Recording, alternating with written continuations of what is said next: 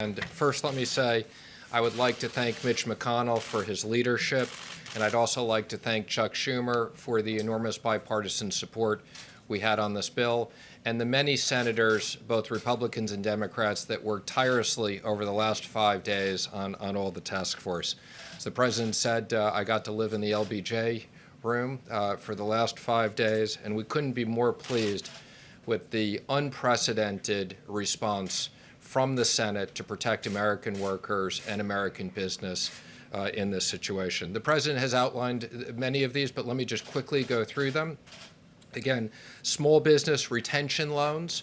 This will cover roughly 50% of the private payroll in small businesses, where we will immediately make loans that will supply 8 weeks of salaries as long as they keep workers employed and overhead.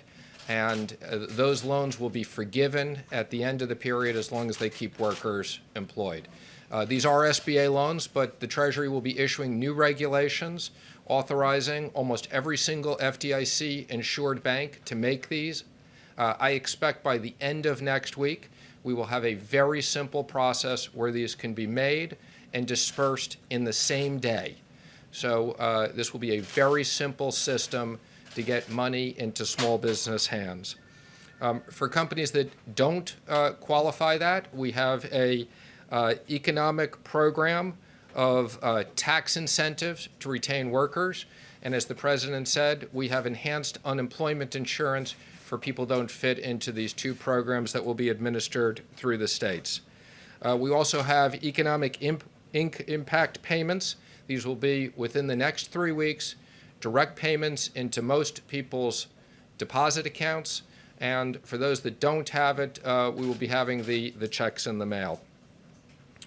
Treasury will have additional authorities. We have $500 billion that we can use to work with the Federal Reserve for emergency programs that will create up to an additional $4 trillion if needed to support American business and American workers in an unprecedented way.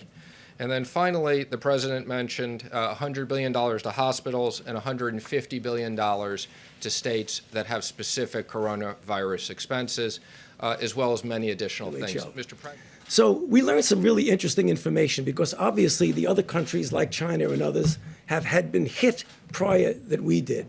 One of the things that was striking to me, and I just throw it out because it's something that we will face. We're not facing it now, but we will face. Our Chinese colleagues are very concerned because they went through the entire cycle of the curve to come down. They have very, very few cases. But what they're starting to see as they're relaxing the constraints on travel, that they're getting imported cases. And they wanted to warn us that when we get successful, make sure you very carefully examine how you're going to release the constraints on inputs. So I know we're going to be successful in putting this under control, but I think we're going to have to remember we don't want to import cases in.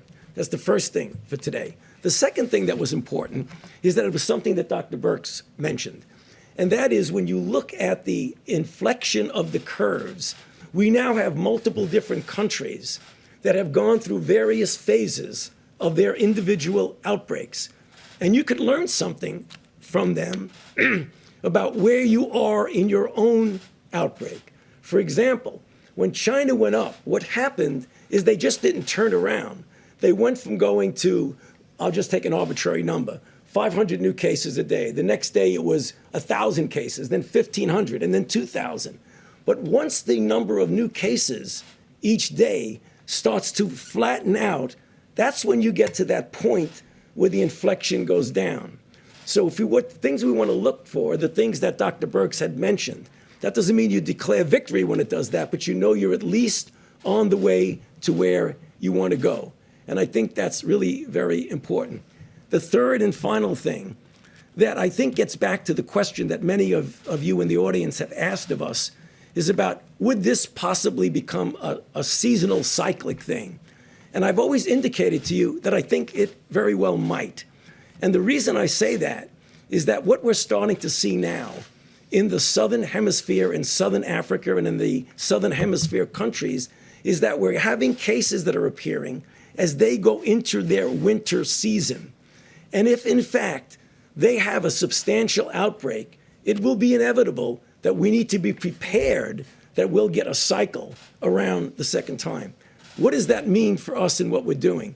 It totally emphasizes the need to do what we're doing in developing a vaccine, testing it quickly, and trying to get it ready so that we'll have a vaccine available for that next cycle. In addition, to do the randomized controlled trials of drugs so that we will have a menu of drugs that we have shown to be effective and shown to be safe.